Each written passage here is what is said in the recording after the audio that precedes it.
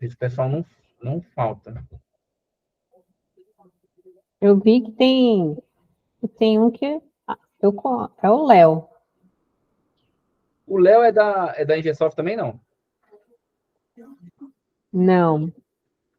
Ele era da Bases, eu não sei se ele ainda tá lá. Tem um da Base, tem outro o Darlan que me indicou, não sei nem qual é a empresa, não. Vou esperar ele entrar aqui para pegar o. Eu mandei pro pessoal da Bases. E mandei também pros meus, mas já viu, né? Isso. Não, mas aqui quando entrar 3, a gente já começa. Tranquilo.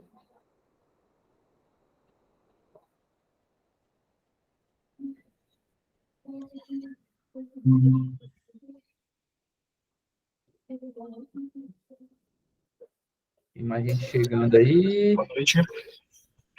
Boa noite. Boa noite. Boa noite. Tudo bom, Paulo? Beleza. Por aí. Tudo certo com vocês? Tudo certo, cara. Já de antemão agradeço aí a participação de vocês aí no meu grupo focal. Vou explicar o que é o grupo focal, qual é o objetivo aqui nessa noite. Paulo, você é de qual empresa?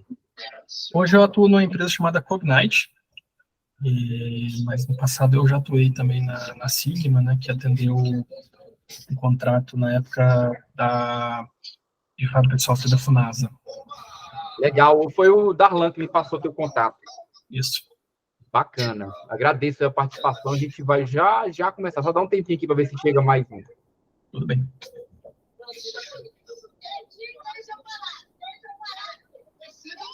E aí, Bruno, tudo bom?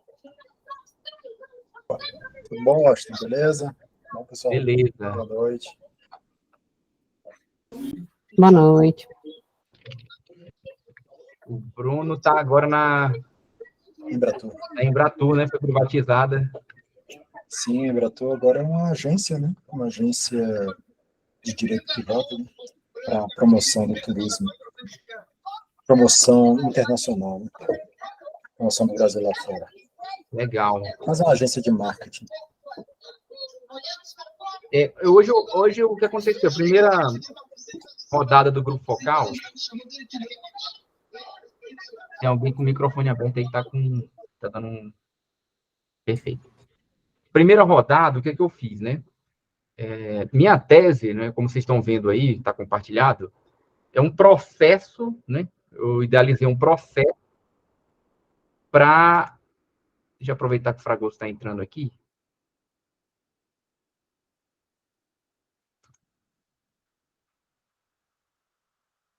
Eu já falo com o Fragoso também, a gente já começa. Boa noite, Fragoso, tudo bom?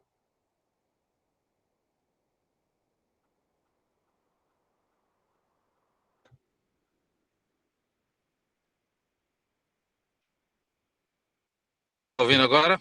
Tô ouvindo, Fragoso. E aí, tudo bom, meu amigo? Como é que você tá? Tudo tranquilo, meu querido.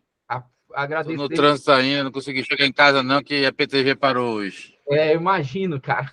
Mas agradeço aí pela essa disponibilidade. Vai dar para a gente ir fazendo aqui. Então, eu vou começar aqui agora. Beleza. Então, para a gente contextualizar aqui, a minha tese, a minha proposta, né, é um processo para que os órgãos possam aplicar e eles mesmos definirem as métricas que eles vão utilizar nas contratações. Que antigamente chamava de fábrica de software, a gente sabe que hoje em dia não é fábrica de software mais, né? É desenvolvimento e manutenção de sistema. Quando não, ainda tem a sustentação. A gente sabe que na engenharia de software esses termos, né, dependendo do autor, tem vários significados, né? Mas é contrato de terceirização e que envolve, né, melhorias ou manutenção em sistemas. E aí, esse método aqui do grupo focal, né, só para a gente começar aqui, eu vou falar do objetivo do grupo focal, fazer a contextualização, motivação, e aí eu abro para vocês falarem, né? O que é o grupo focal, né? O grupo focal é um método que é usado aí na academia para a gente poder coletar informação de especialistas. Então, vocês foram convidados aqui porque todos têm ampla experiência na operacionalização de contratos, né? Cada um com um perfil diferente, eu fiz uma mistura de perfis mesmo, né? Tanto gente que está na empresa privada prestando serviço para o governo, gente que é gestora de contratos, outros que já trabalharam no governo, foram para a iniciativa privada e voltaram, né?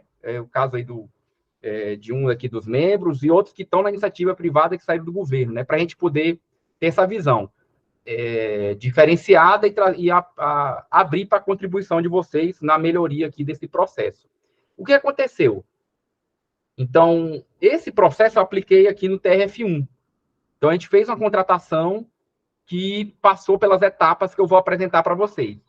E o objetivo aqui é o seguinte, o método que eu usei, normalmente tem um método, quando o próprio pesquisador está inserido no contexto da pesquisa, ele é chamado pesquisa-ação, né? Ele como todo método científico, ele tem algumas vantagens e desvantagens, né? A vantagem é que, quando o pesquisador está inserido, ele atua para que as coisas funcionem e ele tem resultados práticos, né, da implementação daquela hipótese que ele está testando. Mas uma das limitações do método é que você não pode generalizar os resultados. Então, não posso, por exemplo, dizer que o processo que eu apliquei aqui no TRF1, ele é válido para ser aplicado em outros órgãos. Por isso que eu estou usando esse outro método, né, de forma complementar, que é o grupo focal, no qual a gente traz especialistas para que os especialistas possam opinar. Então, é um método totalmente aberto, eu não vou ficar aqui, não funciona igual debate eleitoral, não. Eu vou apresentar e vou abrir para vocês falarem, vocês falam à vontade, eu não vou ficar debatendo, não, tá? O método passa por deixar totalmente aberto às sugestões dos especialistas, e, obviamente, eu vou compilar isso tudo, e a ideia é fazer essas considerações no processo, para que, de fato, ele possa ser adaptável, né? Que é um dos objetivos aí da minha tese. Não era só aplicar um processo no tribunal que servisse só para o tribunal, mas algo que servisse para outras organizações públicas, que a gente sabe que muita gente terceiriza, né? Esses serviços aí. Mesmo o órgão que tem desenvolvimento interno com servidores ainda tem contratos de terceirização, né? Eu sei disso por quê? Porque minha pesquisa de mestrado foi em cima disso, na análise dessas métricas e dos contratos. E cheguei a né, esse cenário. Né? Então, um dos objetivos é esse aqui, ouvir a opinião de vocês, identificar desafios e oportunidades, né, na definição e implementação de métricas, explorar as necessidades e expectativas dos usuários em relação às métricas e coletar feedbacks. Né? Eu vou mostrar o processinho que eu estruturei, né? E as etapas, aí vou abrir para vocês fazerem sugestão em cada uma das etapas aí que eu implementei. A ideia, basicamente, é que eu fazer uma apresentação, abrir para vocês, a gente faz um questionamento no final e encerra. Né? Coloquei essa hora estimada, o primeiro grupo focal acabou levando isso, mas o segundo a gente deve ser um pouco mais rápido, até porque vários de vocês já conhecem um pouco do meu trabalho, eu mandei previamente a apresentação também, né? Então, veja, o contexto é esse, contratações públicas. No meu mestrado, eu fiz uma pesquisa sobre as métricas que existiam nos contratos, cheguei lá um panorama do que se utilizava até 2019, né? A gente sabe, né? Obviamente, com pesquisas, o Bruno é um que tem um trabalho relevante aí também sobre os modelos de contratação, que eu pude... muito feliz de participar da banca dele lá na ENAP, e estou referenciando no meu trabalho aqui, Bruno, depois, se Deus quiser eu defender, eu mando a versão final. Porque você fez um panorama interessante lá com os gestores dos problemas, né? E a gente sabe que nessa área de pesquisa, de contratação pública, da engenharia de software, tem poucos pesquisadores que trabalham nisso, né? Outro que tem famoso é um que participou até da minha banca, e ele tem uma abordagem para melhoria da prestação de serviços. Eu também vou fazer uma citação que a abordagem dele fez uma ampla visão dos problemas, né, que a gente vivencia. Muitos problemas, sabe, de forma empírica, né? Um gestor conversando com o outro, mas estudos que passou por um rigor científico, eles acabam por mostrar que aquelas nossas impressões realmente são problemas reais. Então, esse panorama é que antigamente tinha um ponto de função, porque o ponto de função, na época, foi até recomendado via portaria, né? A sua utilização não era opcional, a gente sabe que aquela recomendação via portaria que se torna obrigatório, né? E aí muitos órgãos adotaram, mas com uma série de dificuldades para adotar o ponto de função. Aí uma das conclusões que eu cheguei, né? Isso lá ainda no mestrado, o problema não é a métrica, né? Porque o ponto de função ele é até um padrão ISO, mas ele é uma métrica para medição de tamanho funcional. Outra coisa é você querer pegar o ponto de função e fazer remuneração de contrato, e aí você não tem uma precificação adequada. Então, a minha tese, que é esse processo que eu formulei através de pesquisa exploratória, revisão sistemática, aplicação aqui no tribunal, ele busca suprimir uma dessas deficiências, né? Não vai resolver todas as deficiências, são muitas, né, que a gente tem na contratação pública. Mas a minha contribuição é que, aplicando esse processo, você tenha menor discrepância na hora de você formar o preço.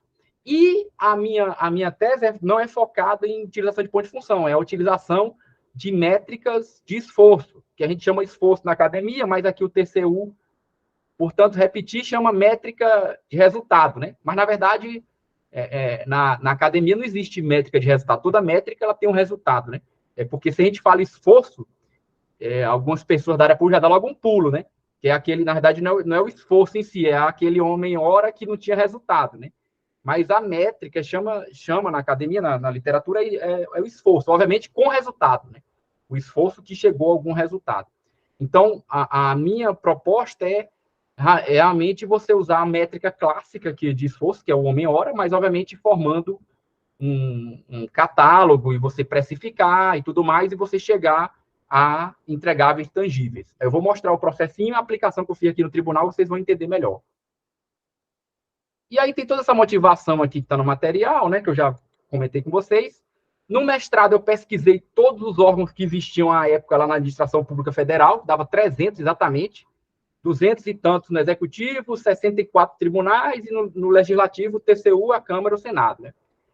E levantei aí quais são os contratos, também encaminhei uma pesquisa qualitativa, um questionário aos gestores, para que eles respondessem alguns questionamentos no tocante a vantagem e desvantagem do ponto de função, o que é que eles identificavam de problema nos contratos, isso tudo eu compilei e virou a minha dissertação de mestrado, né? Basicamente, lá eu fazia 2 perguntas, quando eu consultei os órgãos, sobre que contratos que eles tinham lá, se eles tinham contrato, e se eles não tivessem, como é que eles desenvolviam o software. E cheguei numa visão geral lá de como é que estava a situação da utilização de métricas, procurando métricas em contraponto ao ponto de função. Por quê? Por causa da problemática toda da utilização de ponto de função. E aí, na época, eu descobri algumas, aí já tinha utilização de UST, o Banco Central tinha lá a tal do PIBC, né? Profissional Ideal do Banco Central. O Banco do Brasil tinha o UST do Banco do Brasil, tinha catálogo e tudo mais. A gente sabe que a legislação mudou, né? Na minha tese, eu dei alguma contribuição nessa mudança na legislação. Então, a revisão sistemática que eu fiz, eu encaminhei na consulta pública. O artigo que compila a pesquisação daqui do tribunal, eu também encaminhei na consulta pública na época. E com essas contribuições, a legislação acrescentou lá a parte do HST. Então, eu vou mostrar aqui o que foi acrescentado com as contribuições que eu dei. O Cristiano participou, Bruno, do primeiro grupo focal, e ele confirmou que foi realmente as minhas contribuições que adicionaram aqueles 2 itens lá na legislação, que acontecia, homem-hora. Se você falar com o pessoal do TCU, ele diz que homem-hora nunca foi proibido. Eles falam isso, né? Só que era exceção, né? A legislação toda mudava por um caminho e, na verdade, o homem-hora era uma coisa que estava escondida e todo mundo procurava não fazer, porque quem tentava fazer era muito difícil, né? Com essa mudança da legislação, atualização, e com os estudos que eu demonstrei que na academia, na verdade, na indústria, fora do Brasil, e até em contratos de governo que eu achei na revisão sistemática, o pessoal utiliza outras métricas, o pessoal acabou por deixar uma regra, né, na legislação clara. Então, hoje você pode contratar com a HST, obviamente com alguns critérios, e também tem lá o Story Point, que a gente sabe que é uma métrica de complexidade. Então, abriu opções para facilitar a vida do gestor, né? Que tem, às vezes, a vida tão dificultada. Então, o problema de pesquisa é isso aí tudo que eu estou falando, né? Adotar uma métrica adequada para o contexto da organização, obviamente, né? E que ela possa remunerar adequadamente esse serviço. Washington, só um adendo que você falou, o que eles costumam dizer é que nunca foi proibido o homem-hora, mas assim o paradoxo do lucro e incompetência. Exato, é o que ele fala. Isso que era a proibição. Exato, eles falam isso. Mas a gente sabe que, na verdade, quem tentou contratar homem-hora nessa época aí, praticamente ou não conseguiu, porque tinha tantas barreiras, ou depois foi extremamente auditado que o cara nunca mais pensou em fazer isso, né? Tornou assim, era a exceção da exceção mesmo, assim, o cara fazer se tornava um caminho ingrato, né? Sim. É isso que a gente tem evidências. Então, minha questão de pesquisa é essa: como contratar serviços de desenvolvimento e manutenção de software, ainda deixei ali o fábrica de software, porque é um termo que a maioria conhece, focando em métodos ágeis, por quê? Porque a legislação já foi nesse sentido, né, de utilização de métodos ágeis, e remunerando esse contrato com a métrica que seja de baixa complexidade, né, que você não tenha tanto trabalho só para fazer a métrica, que é o caso do ponto de função, né? Normalmente o órgão não sabia nem contar ponto de função, tinha que ter uma empresa só para contar ponto de função. Então, eu não quero criar esse tipo de coisa. Eu quero criar o órgão cria uma métrica que ele utilize, ele faça a aferição, tem que ter outra empresa só para poder dizer se você está fazendo certo ou está errado. E a hipótese é que é possível elaborar um processo para definir essas métricas que remuneram o esforço. Lembrando, esforço aqui a gente lê, obviamente, resultado, né? Aí eu botei ali dispendida a execução de serviços mediante resultados, e que esse processo possa ser adaptado para os entes públicos, né? Para outros entes públicos. Então, o objetivo geral é a construção desse processo. Tem alguns objetivos específicos, que aí entrou a revisão sistemática para fazer isso, identificar métricas utilizadas. Na minha ideia também, não é só o processo, mais uma métrica também. Então, logo de cara, eu mesmo apliquei o processo e criei uma métrica, né? Aí, nomenclatura de métrica, a gente sabe que é tudo derivado. A ideia aqui é derivar de homem-hora, o nome é o que menos importa. E mapear as atividades necessárias para a construção da métrica, que é as atividades que tem no processo, que é o que eu estou abrindo para vocês contribuir, né?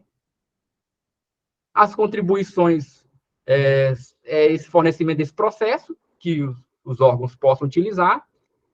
Teve a contribuição da mudança da legislação, que é na academia, essa contribuição é altamente relevante, né? Um estudo que fez uma legislação ser mudada, isso praticamente já daria um doutorado, né? Porque muitas teses você apresenta abordagem, métodos, e acabam que não são utilizados, né? Então, você acaba aplicando toda a pesquisa, mas não tem uma aplicação real, muitas das vezes, né? Infelizmente. E aí tem a parte aqui do referencial teórico, que eu vou lá desde as origens da engenharia de software, falando um pouco aí do Dr. Bin, o pessoal lê Bowen, né? Mas o nome dele é Bin, que é um dos caras que falam muito em custo, né? Tem lá o COCOMO e vários modelos que ele criou. O referencial só estou passando aqui rapidinho, né? O que é uma métrica. Como eu comentei com vocês, a primeira fase da pesquisa da pesquisa acadêmica foi uma pesquisa exploratória, que aí tanto fiz pesquisa documental, usei a base do meu mestrado, atualizei com a dissertação do Bruno, também, que teve grandes achados, né? Parti para a revisão sistemática, que é um método específico, né? Que é muito usado na medicina, mas a engenharia de software usa desses métodos, né? Próprio aprendizado baseado em problemas, é lá da medicina também, né?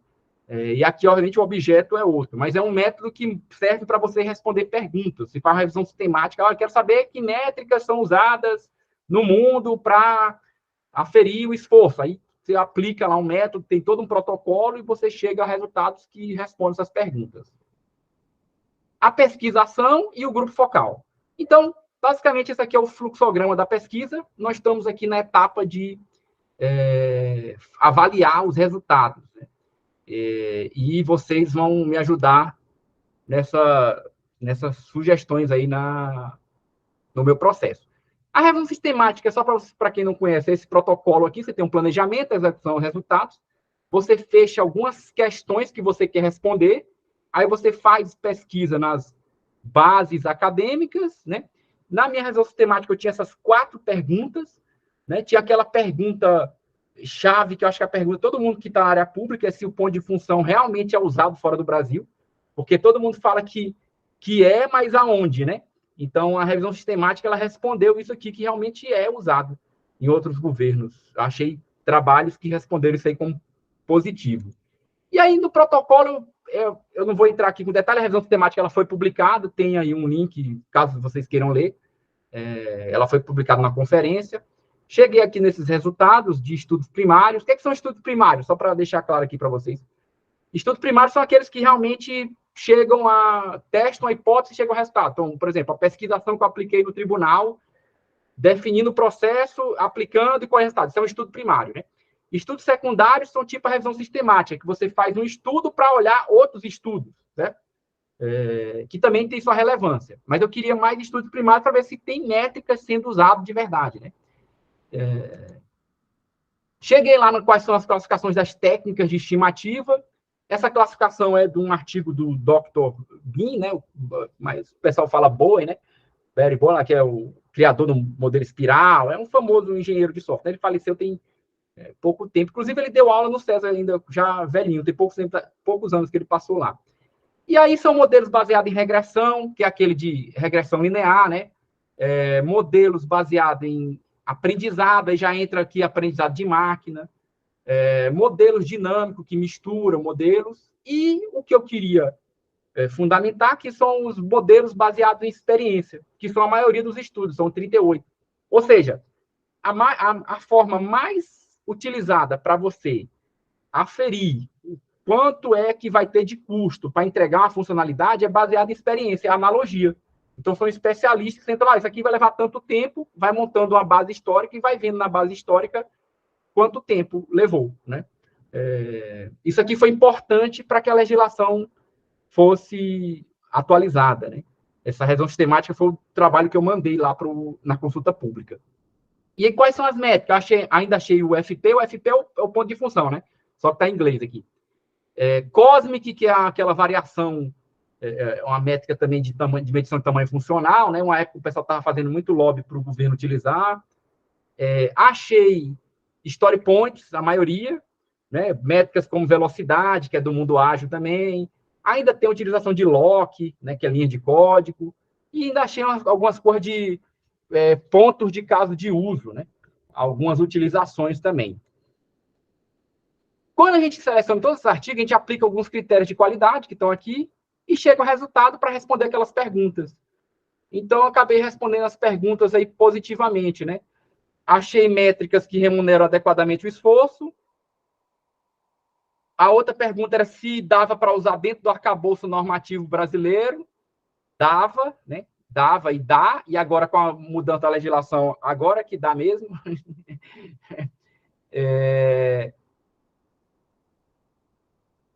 Queria saber se dava para usar métodos ágeis, que é o que o governo está contratando, com método ágil agora, né? E que medisse esforço, prazo e custo. Cheguei a vários artigos que mostram isso. Cheguei na que a melhor técnica de estimativa é baseada em expertise mesmo, então, levou isso aqui, levou tanto tempo, vai para a base histórica. Aí tem vários métodos para utilizar, né? Lá no ágil, você faz lá o Fibonacci, ou o tamanho de camisa, e vai guardando isso, né? Vai criando base histórica. E achei estudos que falavam que o ponto de função é utilizado mesmo. Esse artigo aqui, quem quiser ler depois, eu passo, está aí nas referências, ele foi publicado numa conferência. Isso tudo para justificar a revisão sistemática, né?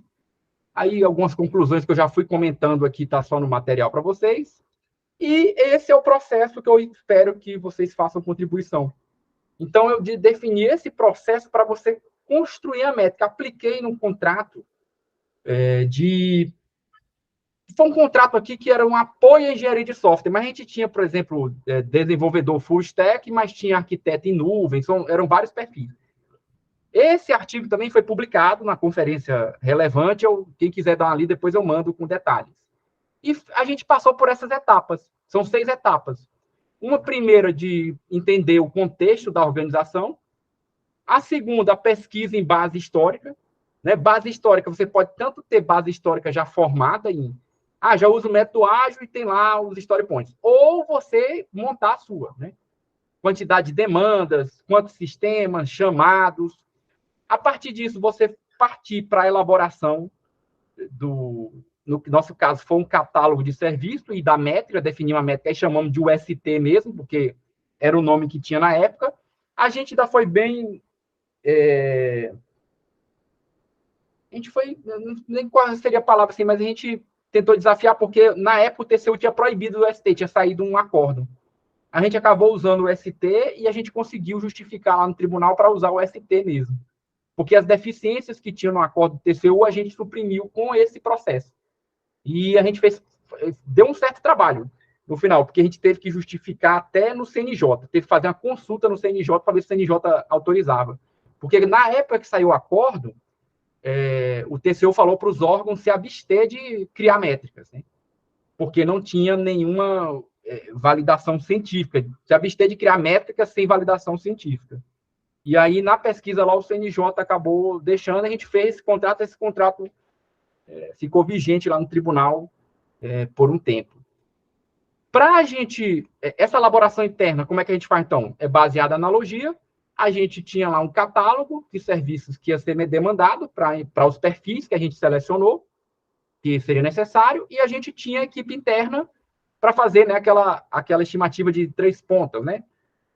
Então, a gente montou o catálogo em cima disso. Para diminuir esse viés, a gente validou isso com especialistas externos. Então, a gente formou o catálogo e deu para a empresa para ela avaliar o que a gente tinha botado. Será que para criar um componente aqui de arquitetura, a gente botou lá que vai levar 8 STs. A UST a gente definiu que 1 ST era 1 hora. Será que dá isso mesmo? Então, essa validação externa a gente fez. Partimos depois para a pesquisa de mercado. Na pesquisa de mercado, aí a gente mandou todo o TRI, o catálogo, aí as empresas deram a sua opinião, né? E aí deram o preço. E a gente compilou e publicou. O que é que eu espero de vocês aqui? Em cada etapa, né, vocês,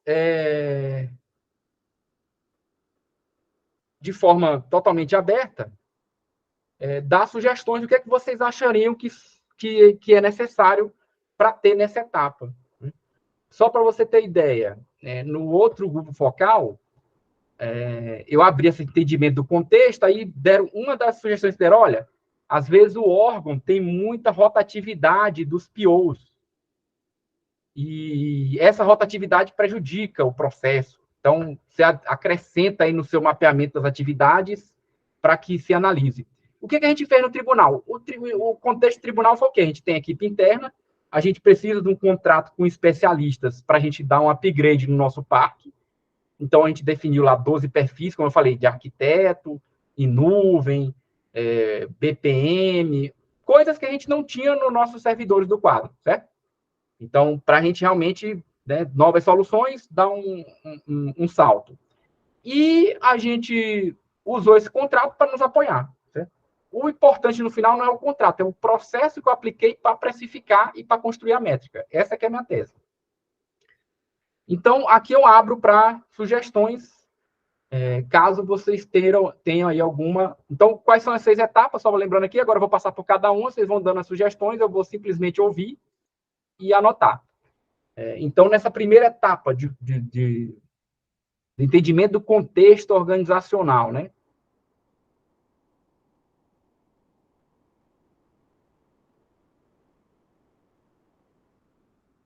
Quais seriam as principais características que vocês veem que tem que ser feito, né? Aí, óbvio, lembrando, né? Vocês são a visão da indústria, né? A visão de quem vai fornecer o serviço, né? Eu fiz essa visão de quem contrata, e agora a ideia desse grupo focal é ver a visão do outro lado, né? O que você acharia que teria que ter aqui, né? Então, imagina, o órgão vai contratar, na hora de precificar, vai usar esse processinho, o que ele teria que ver, né? Alguns pontos, olha, isso aqui tem que ver, porque senão é um problema. Aí eu vou abrindo aqui, a gente faz a rodada, quem não tiver sugestão, a gente passa para o próximo, tá? Bruno, pode falar.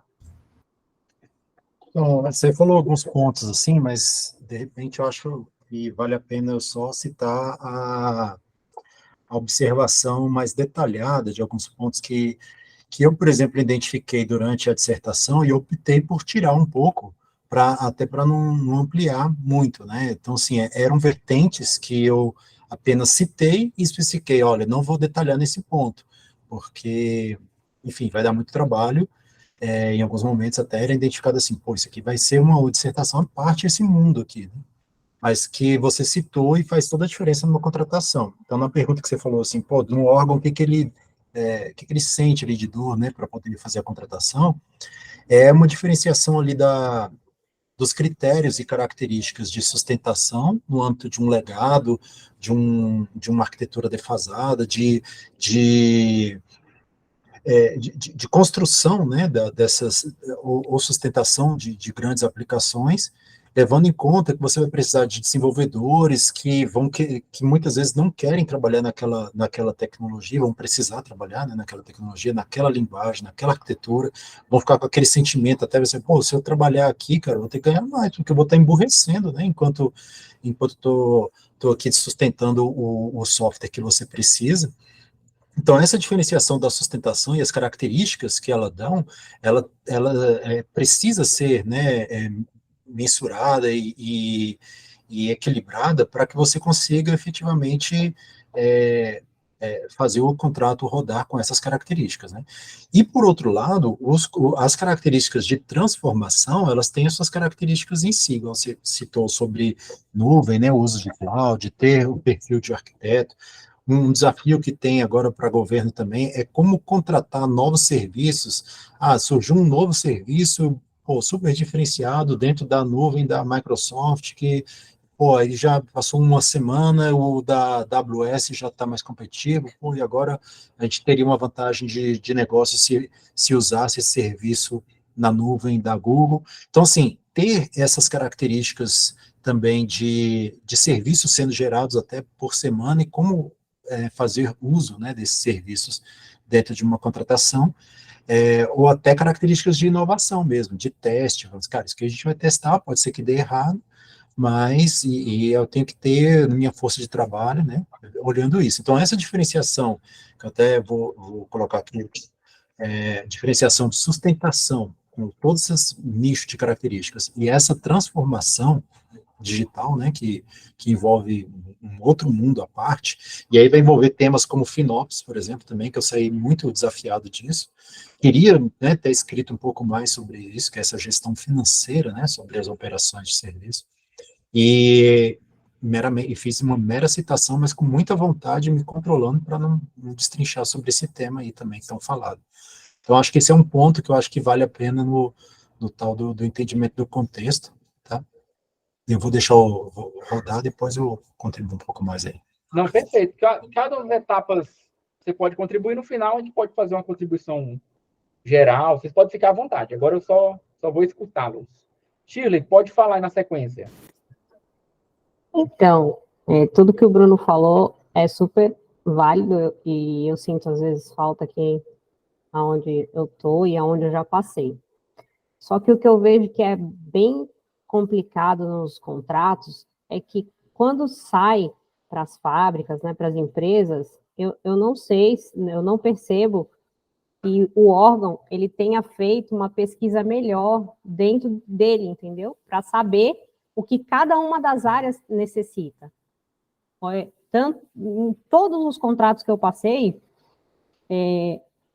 todos os órgãos, não teve um que tinha sistemas que ele falava assim, eu nem sabia que isso existia.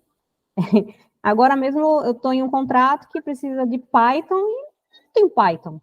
Então não foi visto isso, né? Então, o que eu acho que é bem importante é o gestor que vai fazer a contratação saber exatamente de tudo que o órgão necessita. O que eu preciso para contratar bem essa fábrica? Eu preciso de quais arquitetos? Eu preciso saber do quê? Porque, às vezes, ele vem para mim, para os contratos, as empresas ganham, porque o comercial ganha sempre, né? Alguma empresa vai ganhar, e a gente começa a contratar e, no final, pode não dar certo. Eu tenho gestores mesmo que reclamam, minha equipe tem 3 pessoas, foi mensurado 3 pessoas para sua equipe. Não dá conta, eu tenho 50 sistemas. Então, assim, o que eu percebo é que, às vezes, o órgão não sabe o quanto de sistema, o quanto de pessoas ele precisa para cada área. Isso na gestão do contrato, que é a gente, porque no final a gente é mensurado, né, por SLAs, por indicadores. Às vezes, eu fico até pelo PO, que vai vai falar sobre o meu contrato, se ele foi ou não bem atendido, isso acaba interferindo na nossa contratação, né? Esse é um ponto que eu acho extremamente relevante dentro do entendimento. Perfeito, tá anotado aqui. Como eu falei, eu não só escuto aqui hoje. Vocês estão abertos a falar à vontade. Paulo, pode falar agora. Bom, acho que até complementando aí, né, o que a própria Shirley colocou e o que o Bruno colocou, acho que precisa de ser avaliado dentro do próprio órgão, né, que está contratando, como que está a maturidade, né, das pessoas do órgão que vão atuar na gestão desse contrato, não só ali do gestor direto, né, mas também enfim, cada órgão tem sua organização e hierarquia, né, mas tem normalmente um coordenador de geral, alguma coisa que fica como responsável pelo contrato, mas você tem ali os coordenadores, né, os apoios e tudo. Como que está a maturidade para a gestão de projetos de TI, e além disso, para inclusive a questão da demanda, como a Tilly comentou, e como que está o parque, né, do próprio órgão, porque quando a gente fala, voltando lá na questão do ponto de função, né, o ponto de função ele vai te dizer o tamanho funcional do software, mas o que vai julgar, aí sim, aí vamos falar esforço mesmo, né, e aí muitas vezes as empresas, elas precisam disso, de ter a noção do que ela vai precisar de aplicar de mão de obra para atender o contrato. O esforço, ele pode, para o mesmo tamanho funcional, ele pode variar de acordo com a tecnologia. Então, se você vai desenvolver um software em Python, o esforço é um. Se você vai desenvolver em Java, com uma tecnologia mais legada, que é mais difícil, inclusive, de encontrar profissional no mercado, dependendo, né? E aí é importante para as empresas terem essa informação para ter passar uma precificação mais adequada. Caso contrário, se não tiver essas informações, né, as empresas provavelmente vão trabalhar em cima de algumas inferências ou algumas premissas que podem estar erradas, e aí tem esses problemas que tem hoje durante a execução do contrato, que a empresa a gente chega e fala que não dá conta de entregar o contrato. Então, acho que assim, entender o parque e o nível também de transformação digital ou de modernização que vai precisar ser feito, justamente para entender também quais tecnologias vão precisar entrar caso não tenha naquele órgão. Tá? Acho que essa é a minha contribuição nessa parte. Perfeito. Está anotado aqui, eu vou levar em consideração. Fragoso, tem alguma consideração aqui nessa primeira etapa do processo? Várias. Pode falar à vontade aí. Vamos lá. Primeiro, vou fazer 2 colocações que eu acho importante. O gestor público sério ou o fornecedor sério, ele sofre no governo. Né? Porque o governo é feito para quem não é sério. A realidade é essa. Quem não é sério sai liso nas coisas. Mas o sério sofre. E o outro problema que a gente tem é que a gente hoje não precisa de um fornecedor de tecnologia, a gente precisa de mão de obra qualificada. Né? Eu já disse isso em outras oportunidades, a gente não tem que contratar empresa de tecnologia, a gente tem que contratar uma empresa de seleção de mão de obra e identificar direito o perfil que a gente quer e botar para dentro de casa. Tá? Porque esse é o que a gente de fato precisa. Então, o que acontece em regra? O fornecedor ele tem que contratar um profissional, né? O mercado está aquecido, então não é fácil encontrar um bom profissional, né? Os profissionais de tecnologia eles têm um perfil diferente de outras áreas, eles são muito dinâmicos, tanto para em trabalhos, para empregos, quanto para projetos, eles estão sempre alternando muito. Então, você manter um time por muito tempo não é fácil. E aí você pega do outro lado, muitas vezes, uma organização, né, que não tem essa maturidade no processo interno dela de gestão de demandas, e aí ou subutiliza o profissional ou sobrecarrega o profissional. Quando ele subutiliza, se ele tiver dentro de um contrato, por exemplo, sob demanda, você gera para o fornecedor um ônus mensal que ele não se reflete na fatura que cobra todo mês, porque o cara não está sendo aplicado o mês todo na contratação. Se você tem um cara contratado um ponto de imposto de trabalho, ou seja, cobra o mês do cara todo, você tem para o gestor um outro problema, que é justificar a inatividade do colaborador, do terceirizado. Então, você acaba tendo um problema também desse lado. Ou você, aí o gestor, para evitar que se responsabilizar por isso, ele muitas vezes sobrecarrega o terceirizado. E aí o cara não consegue entregar qualidade. Ele bota o mesmo gerente de projeto em 4, 5 projetos, o mesmo desenvolvedor em 2 projetos. Não se vira a chave dessa forma. Imagine que você tivesse que conversar em inglês e em português simultaneamente com 2 pessoas. Por mais fluente que você seja nas 2 línguas, você vai ter dificuldade de virar a chave quando estiver falando de um para o outro. Entendeu? Então você bota um desenvolvedor para trabalhar em 2 projetos, ele não vai ter o desempenho esperado, ele não vai ter a produtividade requerida. Ele vai ter uma necessidade de parar para entender. E aí você pega a mesma coisa com o PO. Você pegar aqui a fase que a gente está aqui do entendimento do contexto. Eu tenho um profissional para fazer o entendimento do contexto e transformar isso em histórias de usuários, por exemplo, se ele estiver trabalhando com vários produtos diferentes, com vários projetos diferentes, ele vai ter dificuldade na hora de virar essa chave, né? Então, um ponto que a gente precisa pensar também é a produtização da tecnologia, né? Eu crio um sistema. A gente passou muito tempo trabalhando como sistema, como projeto. Vamos desenvolver, vamos entregar, acabou. Acabou não. Ele está aí rodando, né? Os COBOLs que o Banco do Brasil construiu na década de 80, 70, 80, estão tudo rodando lá ainda. Só que foram criados cascas novas. Mas alguém precisa entender aquele COBOL, alguém precisa dar sustentação naquilo. Então, se você não pensar no desenho, você vai fazer um concurso hoje de TI para o Banco do Brasil, ele exige COBOL. Por quê? Porque tem que sustentar os velhinhos. Entendeu? Então, essa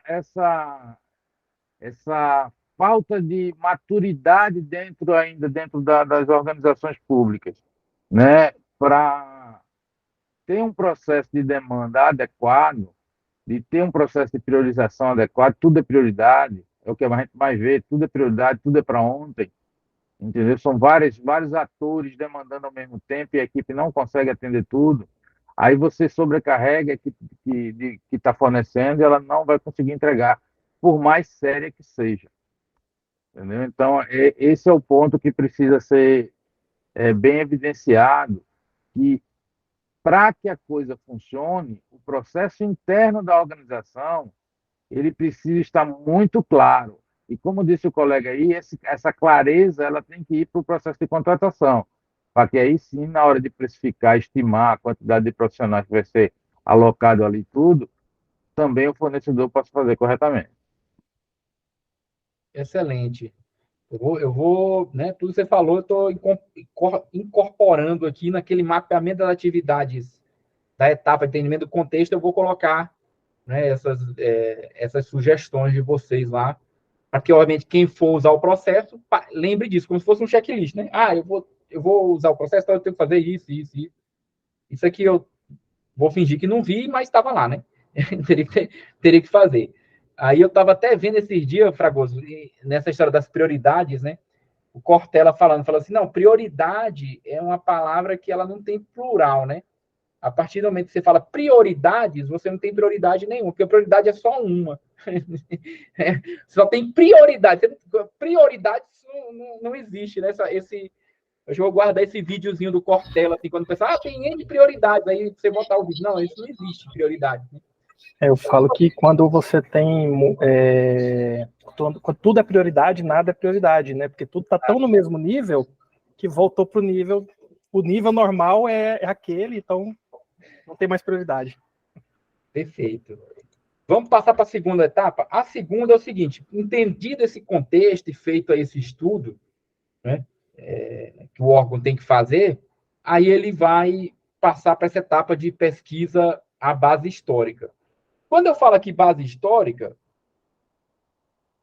o que a gente fez? A gente não tinha uma base histórica em um ST, né, no TRF. A gente tinha base histórica de quantidade de sistemas, tamanho funcional desses sistemas, quantidade de chamados que os sistemas tinham. Então, a partir disso, dessa pesquisa, a gente construiu, né, uma estimativa para montar o catálogo, para daí dizer, olha, para fazer esse item, isso leva tanto tempo, obviamente, tanto tempo baseado também numa formação e na experiência do profissional que está no contrato, né? Porque isso aí é outro fator que é preponderante, né? Às vezes, uma pessoa júnior vai fazer em mais tempo, e tem um custo. Um sênior vai fazer em menos tempo, tem outro custo. Então, tem que fazer esse equilíbrio, né? Então, o que eu abro aqui para vocês, né, o questionamento, é discutir a importância dessa pesquisa, questionar vocês, né, sobre as melhores práticas e experiências, e, a partir disso, eu faço a compilação do que eu vou mapear e colocar aqui como sugestão para quem for adotar o processo. Além disso, tem, no geral, aqui tem duas perguntinhas que eu faço a vocês aí. Pode ser a cada etapa ou no final de todas as etapas, né? Se alguma dessas atividades você entenda que ela possa ser removida. Né? Veja, como é um processo, a gente sabe que todo processo lá da engenharia de software, você pode ter atividades que possam ser suprimidas, ou, né, feitas de uma forma diferente. Se torna um modelo, a partir do modelo ele pode ser adaptado. Né? Então, isso vai ficar mais claro, principalmente quando eu perguntar. Aí eu acho que hoje, enfim, não vou adiantar o que eu penso aqui, mas tem uma fase que, dependendo do público, o cara pode falar, isso aqui a gente pode eliminar ou não, né? Então, a primeira etapa, eu acredito que é fundamental, né? Eu acho que ninguém vai falar que ela possa ser eliminada, até por causa das contribuições de vocês, foram várias, então a primeira etapa ela estaria aí. E essa segunda etapa, além de vocês responderem se ela pode ser eliminada, quais as contribuições que você estaria aqui, do que a gente tem que fazer para que ela seja bem feita. Aí quem quiser pode levantar a mão e falar, quem não tiver sugestão nenhuma, a gente passa para a próxima. Pode falar, Fragoso. Bom, a questão da base histórica, ela primeiro a gente é difícil conseguir base histórica dentro de serviço público, né? Poucos órgãos têm. Seria ideal a gente trabalhar com isso. A própria prática o feeling, né? Depende muito da maturidade da equipe, do tempo que a equipe está trabalhando junto, para também ter isso. Então, eu tinha algumas discussões que eu tinha na época, por exemplo, do ponto de função com a Cláudia Razan, ela fazia, não, mas a contagem está certa, está no roteiro de métrica, o roteiro de métrica está ali, a contagem foi feita. Eu digo, Cláudia, você está certíssima. O problema é que o roteiro de métrica foi feito baseado nas práticas da única organização que tinha um histórico documentado que era o certo. Então, quando a gente criou o roteiro de métrica do CISP, a gente bebeu da fonte do certo, que, apesar de toda a qualidade dos profissionais lá, pela própria elefante branco que a produtividade deles é baixíssima. Né? Então, como é que eu posso considerar esse custo calculado de produtividade de um ponto de função baseado em informações históricas que não são satisfatórias como a necessária? Né? Eu tive um outro caso que também está em roteiro de métricas, né? E isso aí foi uma vivência particular minha, que foi do percentual de 30% de retrabalho nos projetos ágeis de governo. O Ministério do Planejamento, na época, fez a primeira contratação de projeto ágil, desenvolvimento ágil. A gente não tinha referencial para fazer. A gente sabia que existia um retrabalho ali dentro, né? E ainda usava o ponto de função. Então, se a gente fosse contar o ponto de função do produto final, a gente ia acabar pagando menos do que o esforço.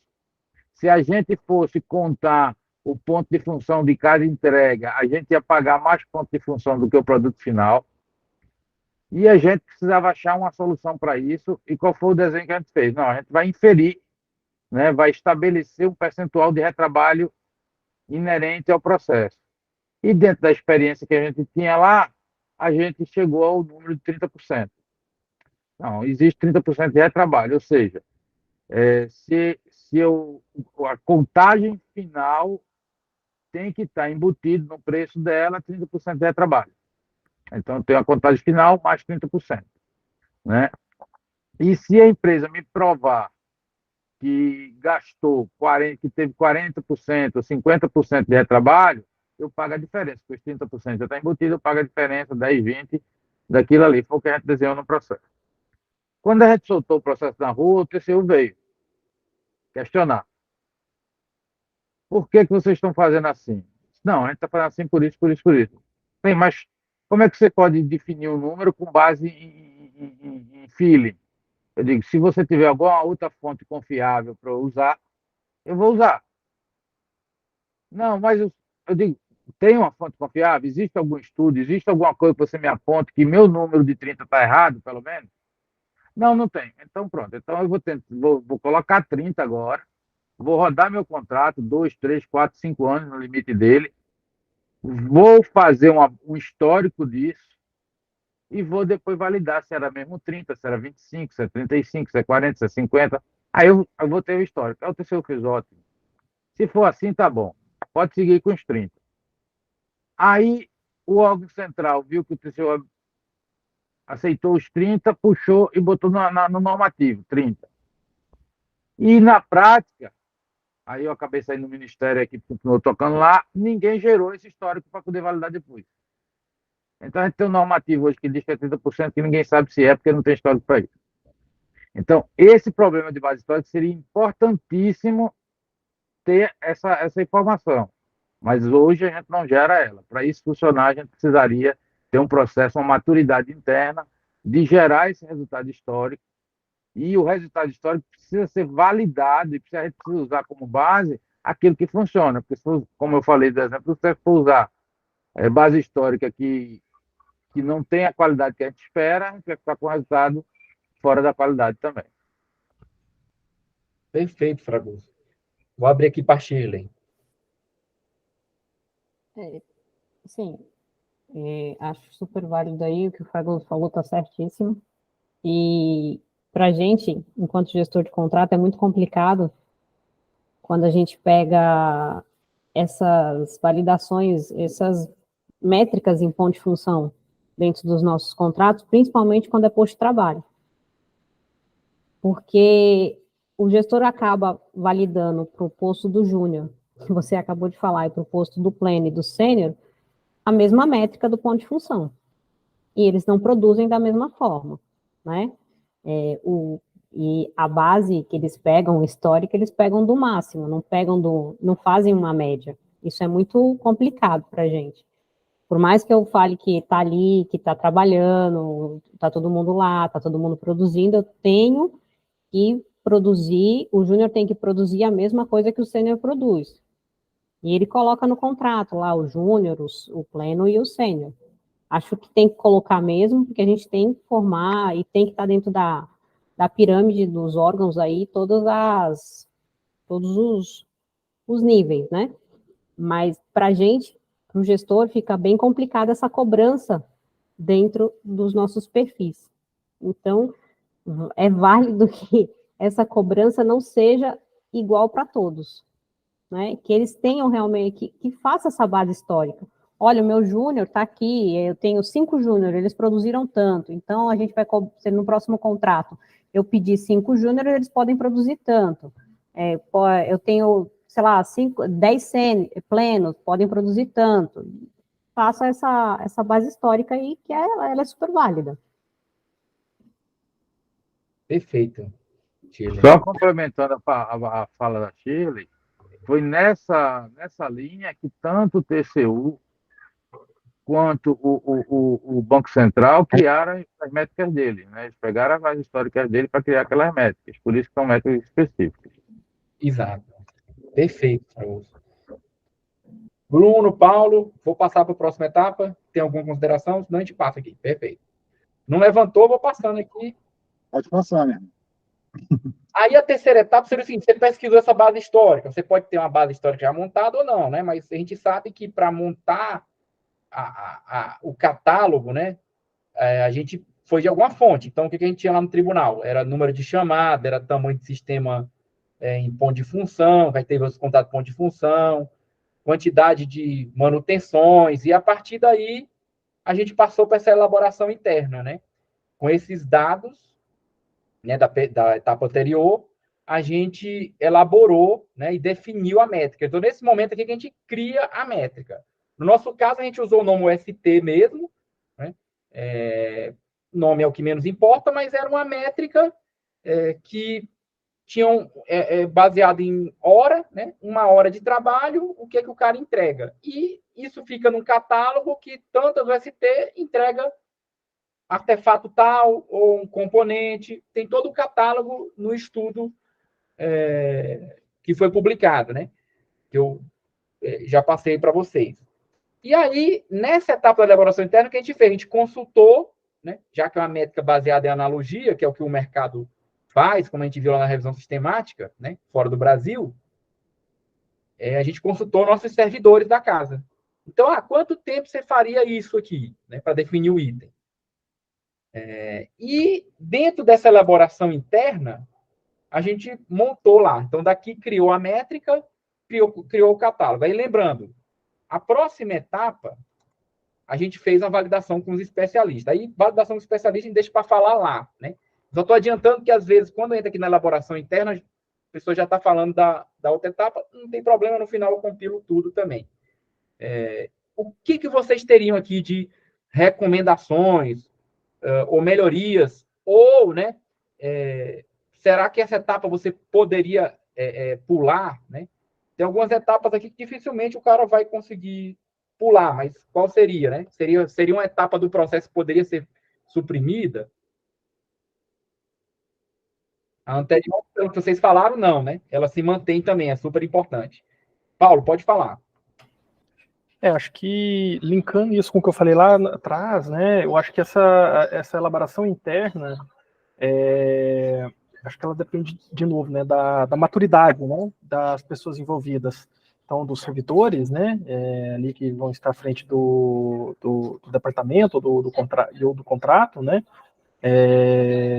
bem como você falou, né, como que está o levantamento também de bases históricas. Pelo contrário, essa elaboração interna ela pode te dar informações muito imprecisas, ou para mais ou para menos, né, e que quando você vai comparar com a análise, com a próxima fase que você já deu esse spoiler, né, você vai ver uma discrepância muito grande. Então, acho que essa questão da minha opinião, tá, essa etapa no processo, dependendo da maturidade de como está, né, enfim, o órgão, os processos, pode ser algo que pode ser revisto se mantém ou não dentro uma atividade, talvez, de manter ou não na execução, tá?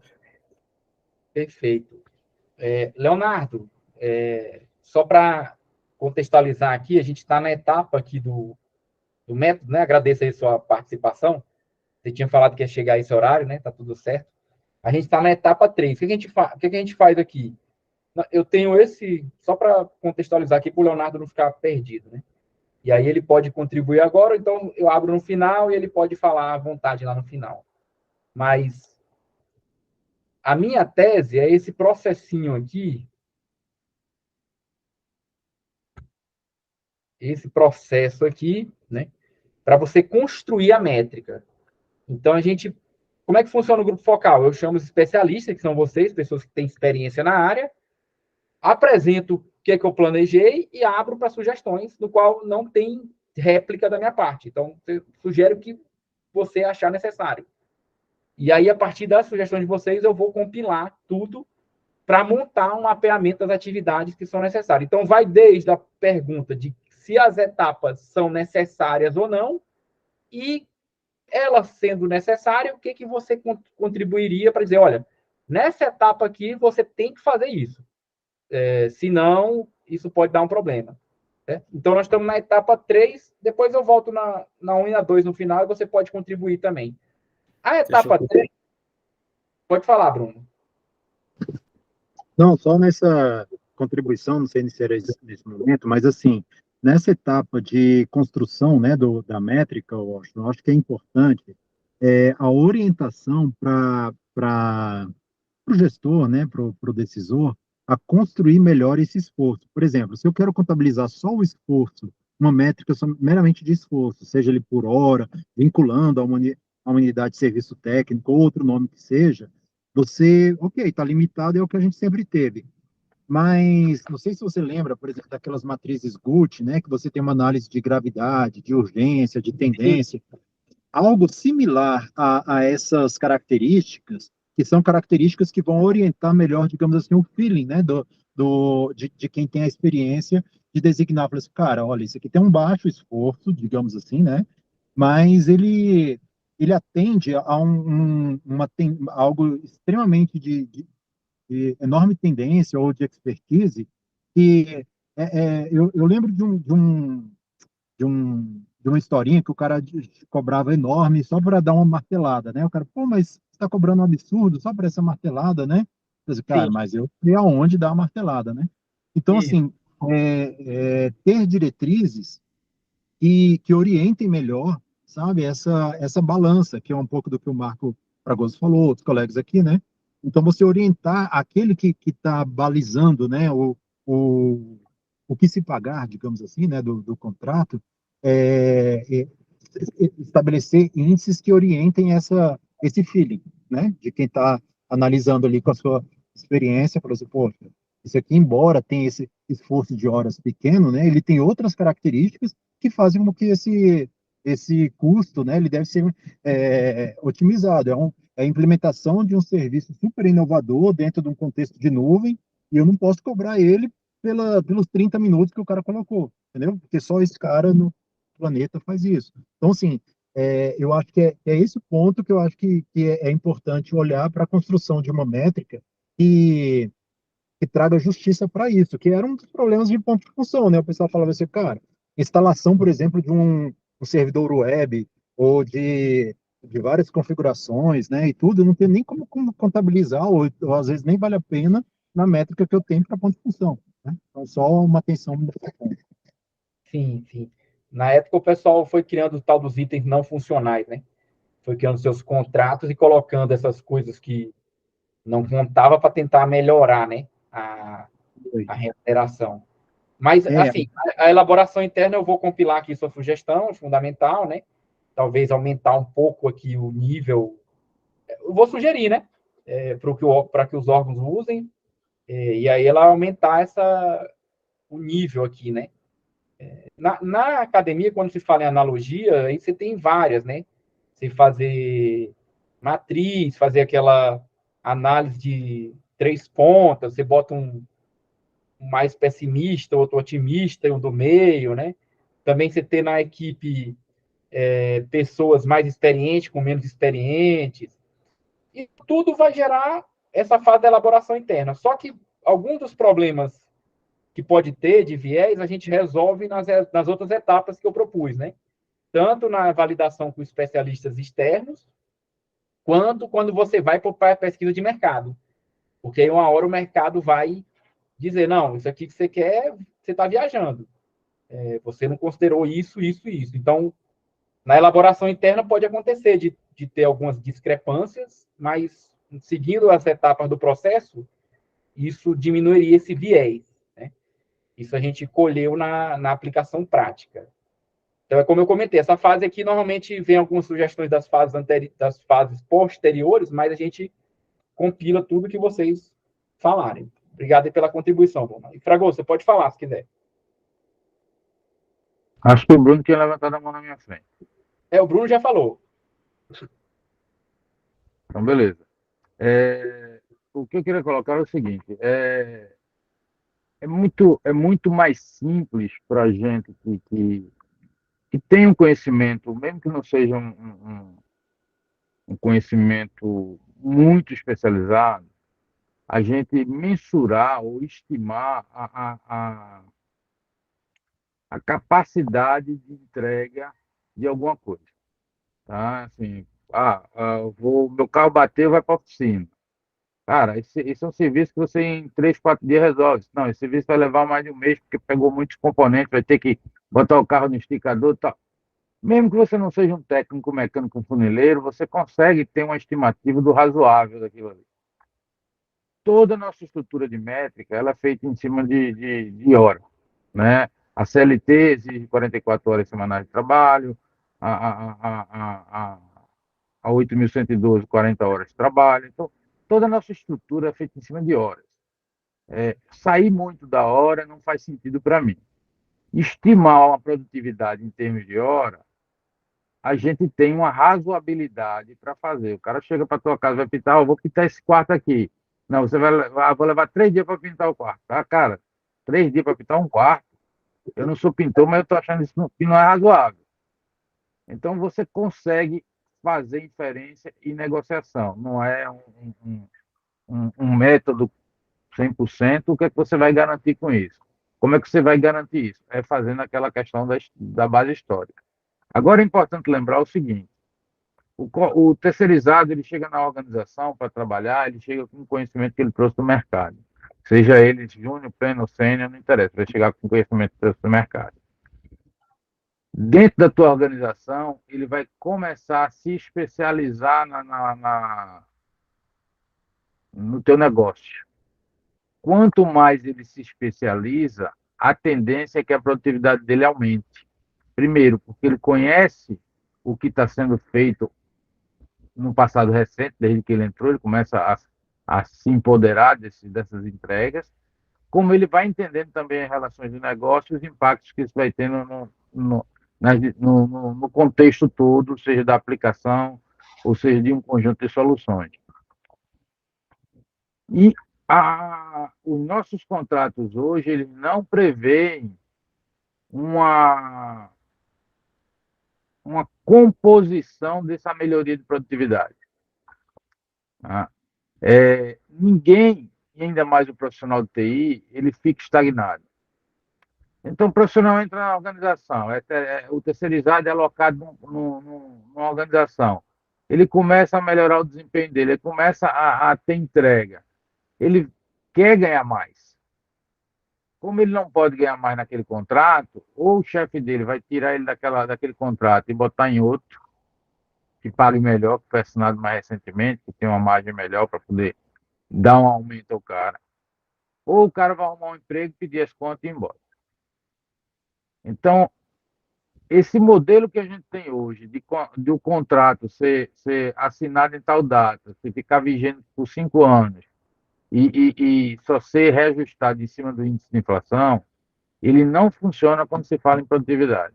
Ele trabalha contra o aumento de produtividade. E aí o que acontece? Eu pego um cara que estava produtivo, ele vai embora, entra outro que, mesmo que tenha a mesma experiência profissional, como não conhece a nossa realidade, ele vai voltar a ter que aprender todo esse contexto de novo, até da mesma produtividade aí acontecer com ele de novo. Então, isso é um problema que a gente tem que pensar em metrificar, como metrificar a produtividade e como abonar esse ganho de produtividade. Excelente contribuição, Fragoso. Eu lembro que a gente viu, um dos órgãos que a gente pesquisou, eu acho que é o FNDE, a Shirley trabalhou lá, ela pode falar. O contrato lá do FNDE tinha um negócio de melhorar um indicador lá, que poderia ser avaliado a cada ano. Eu lembro que tinha algo assim, que era nesse sentido, de verificar se a produtividade estava aumentando. Esse contrato foi um que a gente estudou, eu tenho aqui, depois eu posso achar, se a Shirley não lembrar disso. Mas assim, é uma tentativa de fazer isso, não quer dizer que deu certo. Lá no FNDE mesmo, acho que nas renovações eles nunca mudaram o indicador, né? Acho que o cara pensou, mas no final viu aquelas coisas que às vezes a gente tenta fazer no serviço público, mas depois vai tentar fazer mesmo, né?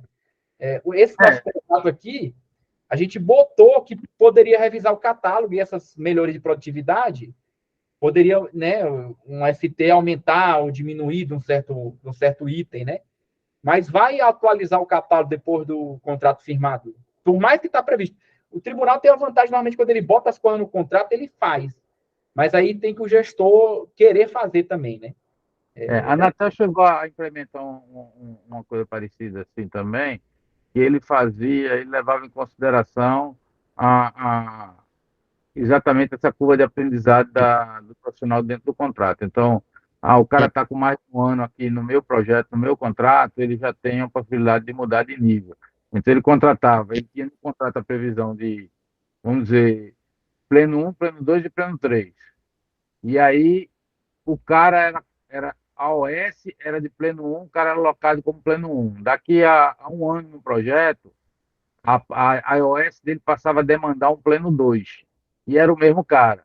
E aí, esse cara, a empresa podia repassar para ele parte desse ganho para fazer isso.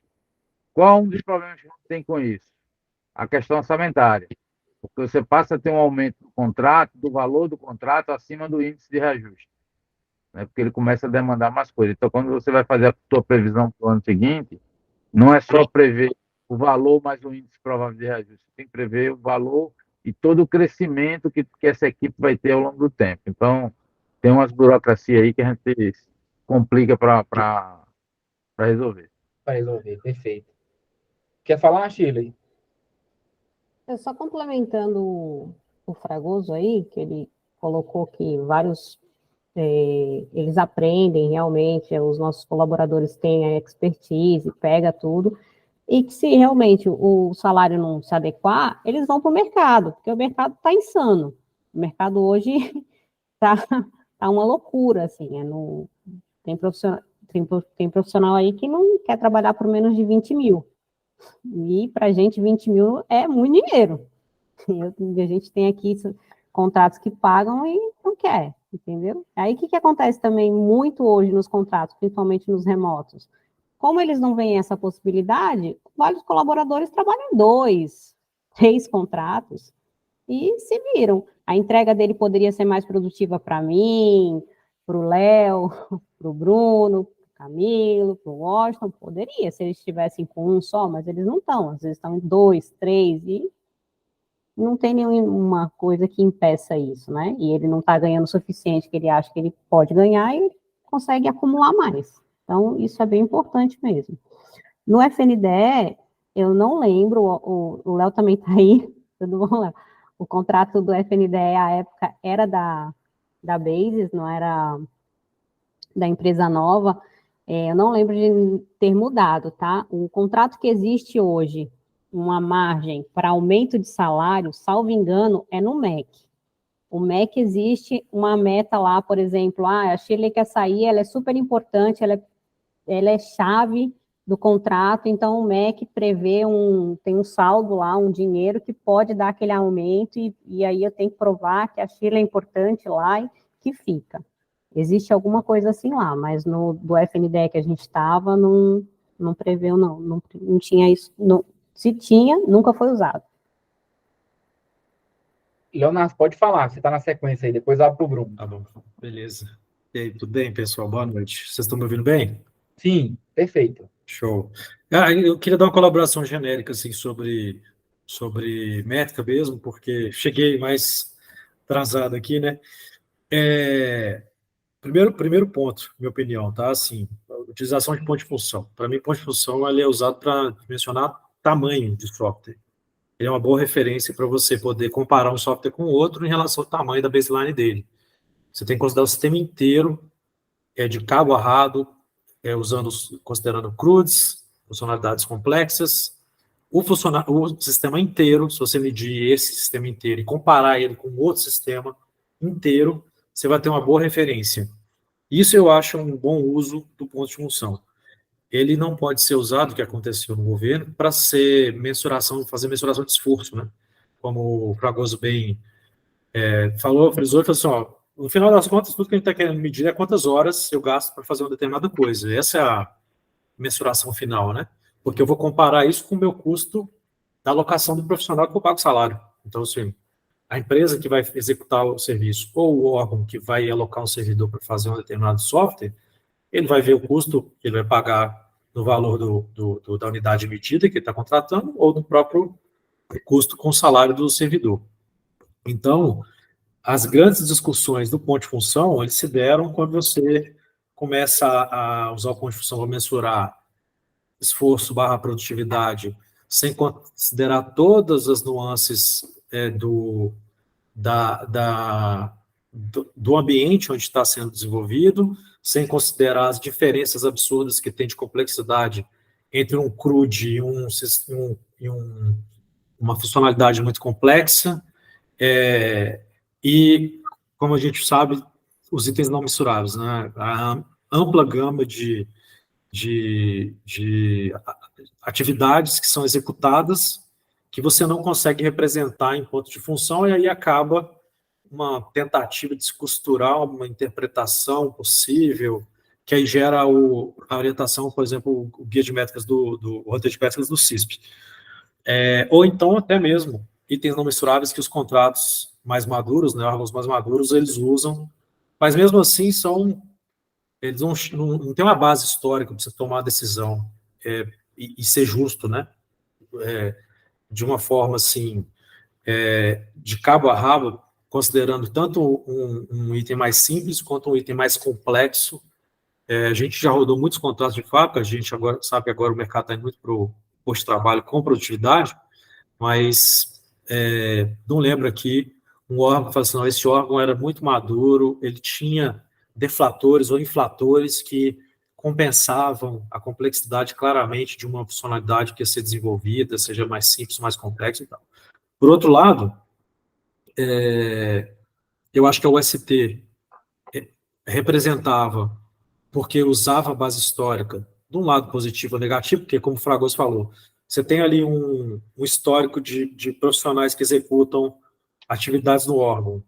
E aí você pode, na hora que você for medir a base histórica para você avaliar quantas horas, quantas USTs uma determinada atividade vai executar, que nada mais é do que mensuração em horas, né? Você vai ser influenciado pela experiência do pessoal que já estava lá dentro do órgão, e às vezes o órgão ele perde na mensuração correta dessa mensuração de UST, desse balanceamento. E como você bem disse, Washington, é muito difícil um órgão ter uma segurança de falar assim, apesar de ser uma prerrogativa, né, o catálogo existe para ser evoluído, é difícil de se pegar um órgão e falar assim, não, eu evoluo com segurança e quantas vezes eu quiser o catálogo para se adequar à correta execução. Eu confesso assim, entre o ponto de função e o ST, eu acho até que o ST ele é mais justo, porque quando o catálogo é bem detalhado, né, porque ele consegue representar todo o esforço que você tem nas diversas atividades executadas em horas. De alguma forma, ele faz um nivelamento em horas, o que o ponto de função não consegue.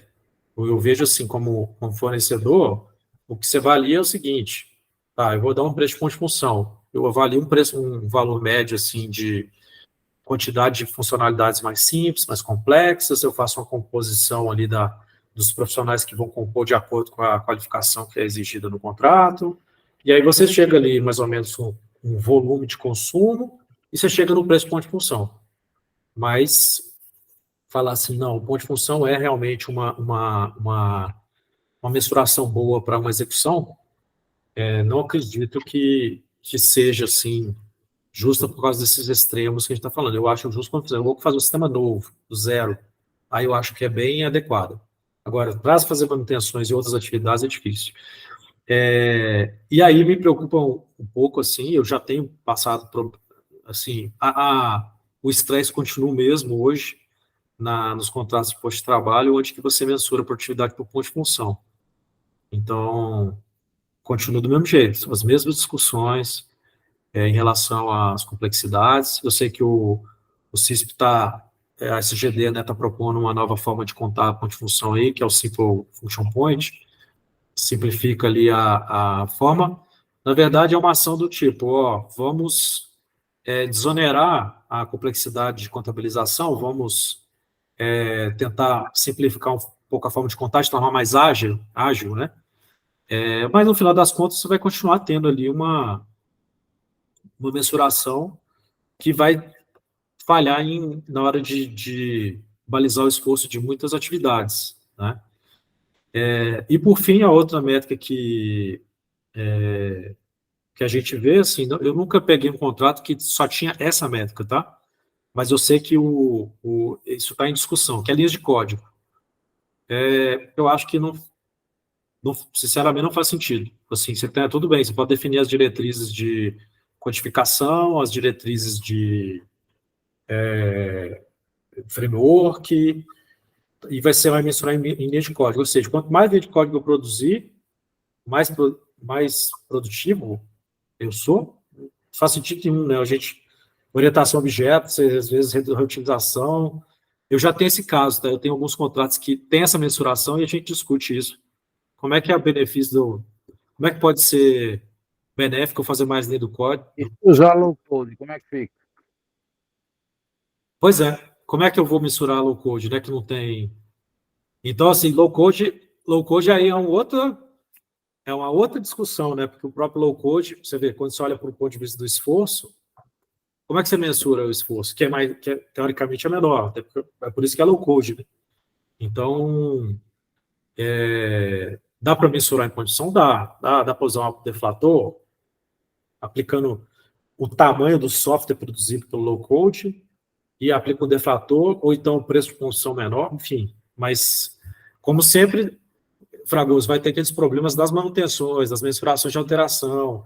Como é que você mensura as pequenas manutenções, a reutilização, aquele todo processo que é natural do desenvolvimento de software ágil, né? Principalmente, quando as mudanças são bem-vindas, como é que você faz isso para mensurar esse processo? Né? Como é que você mensura isso depois de função? Você mensura, fica muito... Se você toda vez contar, ele fica muito grande, né? E aí acaba as discussões entre... Aí o CISP solta, não, então agora não vamos contar por sprint, vamos contar por release.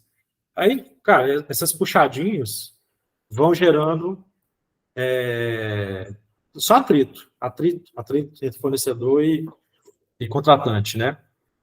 E um outro, por fim, assim, colaborando com tipos de mensuração, que eu não atuei com nenhum contrato na prática, tá? Mas eu sei que quem está usando a Anvisa, eles estão fazendo post-trabalho com produtividade, mas baseada em story points, que é uma métrica que também tem a ver com esforço, né? Assim, o pessoal diverge muito em relação na hora de mensurar lá, fazer o planning poker, se ele considera o tempo que vai levar ou o tamanho. Acho que uma coisa está relacionada com a outra, mas dá divergência, né? O importante é acompanhar e ter a base histórica.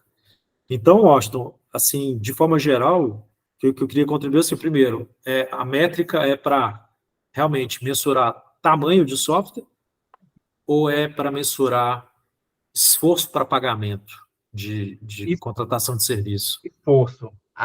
O objetivo aqui da minha tese é o processo para você construir essa métrica baseada em esforço.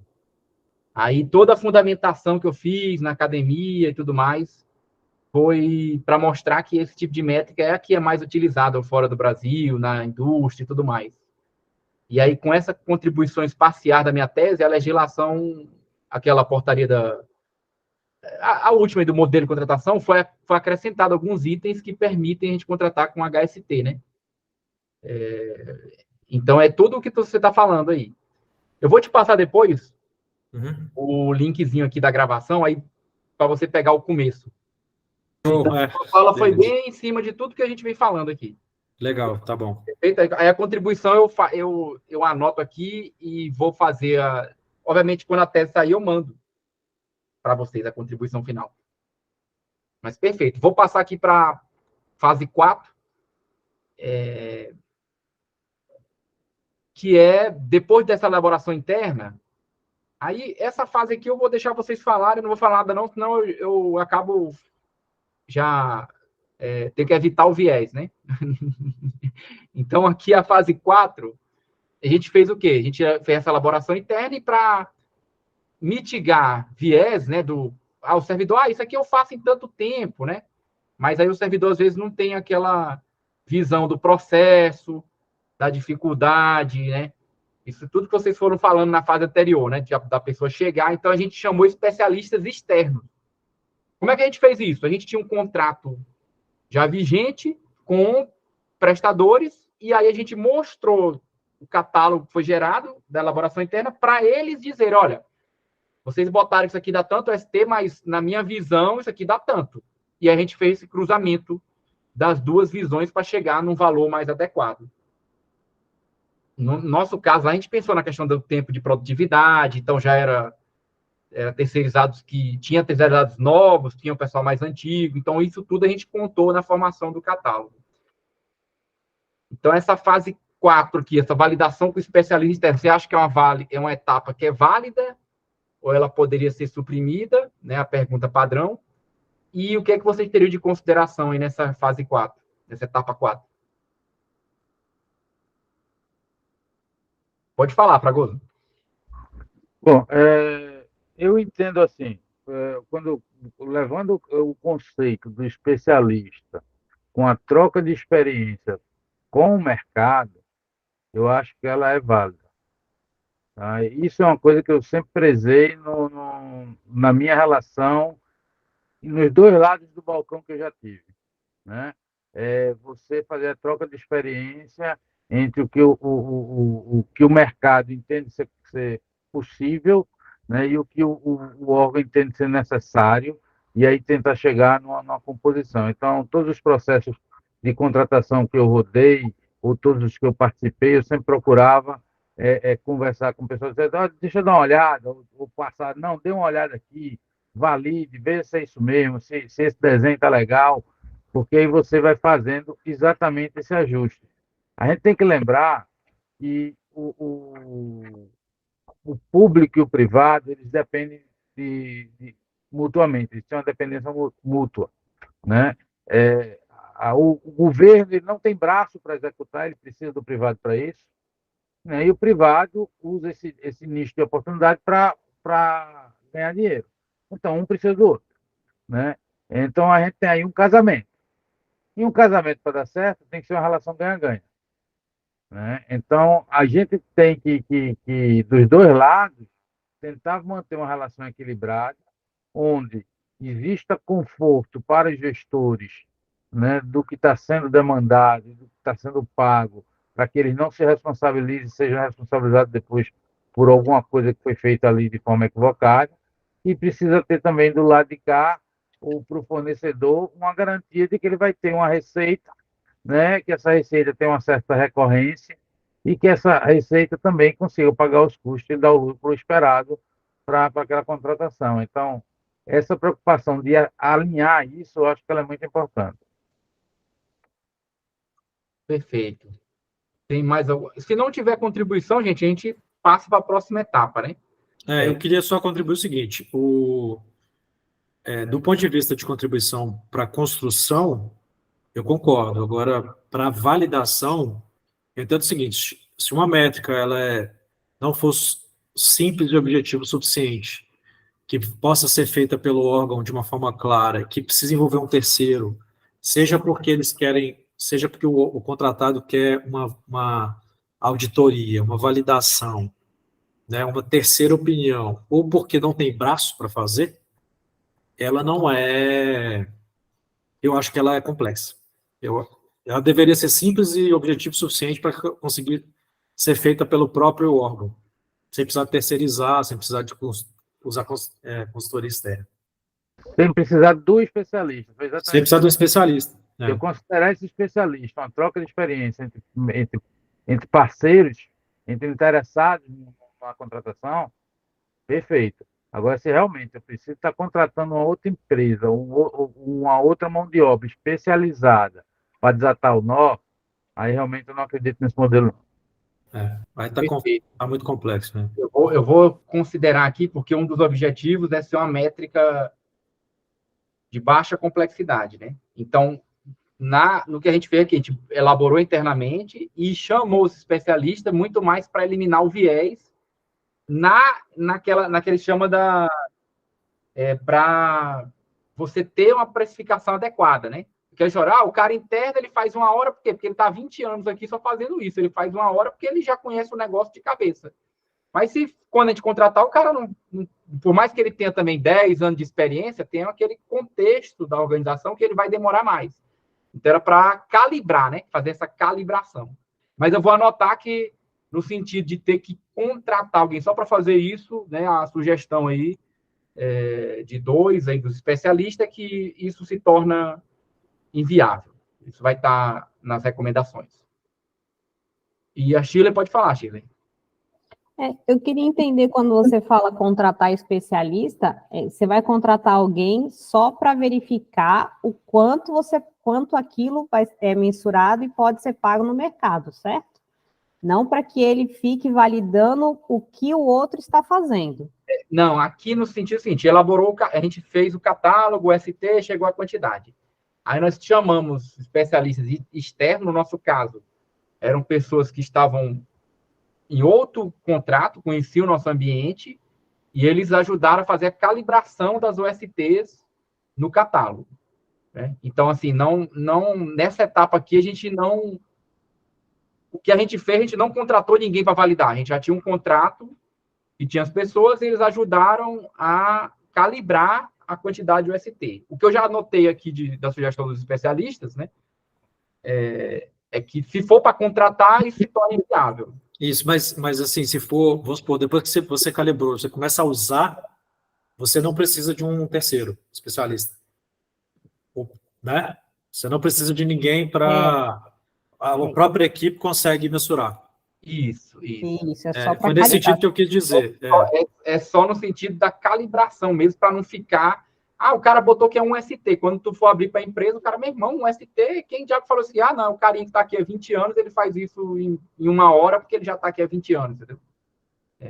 Então, é para eliminar esses vieses aí da calibração. Para eliminar o vício, né? Eu acho que tem que ter mesmo, porque senão fica um vício. É muito mais fácil para quem está no órgão falar que é mais rápido por conta da expertise que ele já tem dentro do sistema. A gente já tinha esse trauma por causa dos próprios contratos de fábrica de software aqui, que a equipe interna, eu não vou mandar para a empresa não, porque eu faço mais rápido. Né? Mas aí o faz mais rápido é o quê? Atender uma demanda por mês, tem 2.000 no backlog, né? Aquela realmente uma que ele faz mais rápido, é a outra 2.000 que não é atendida nunca. Né? Então, essa visão a pessoa não tinha, né? Então, a gente fez questão de botar essa etapa para eliminar esses viés. Eu acho importante.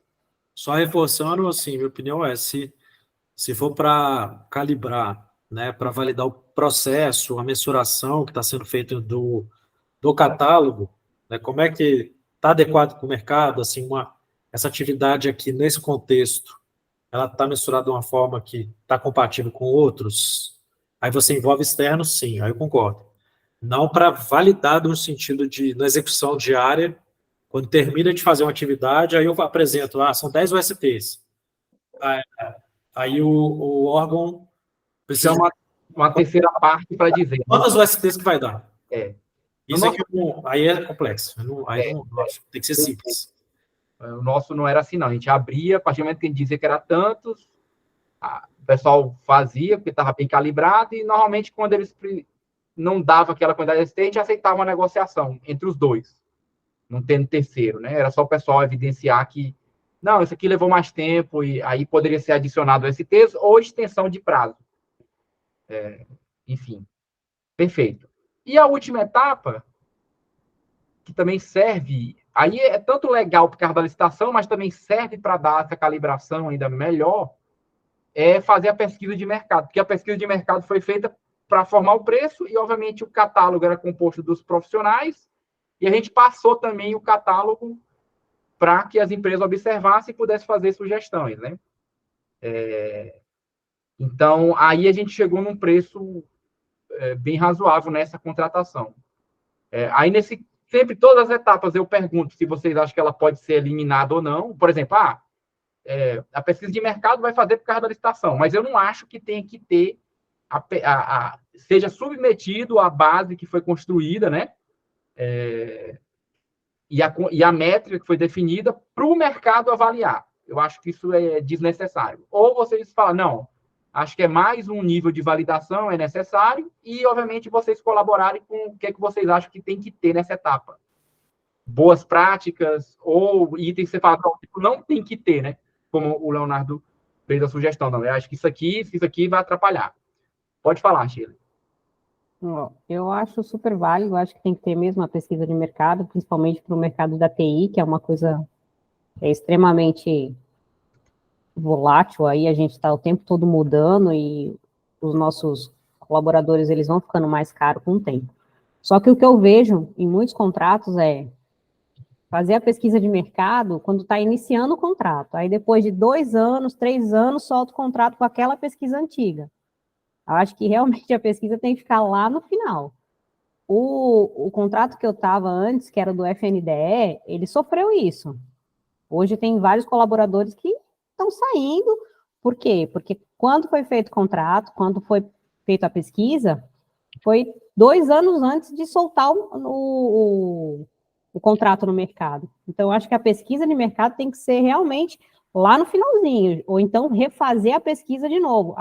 Eu sei que os contratos demoram, eu conheço, eu já vi vários gestores fazendo contrato, demora 2, às vezes 3 anos para ter um contrato aí, às vezes não consegue, tem que fazer de novo. Mas a pesquisa tem que ser realmente a última coisa. Ou fazer no final, antes de lançar, ou deixar para a última etapa mesmo. Porque se lançar com a pesquisa atrasada é bem ruim.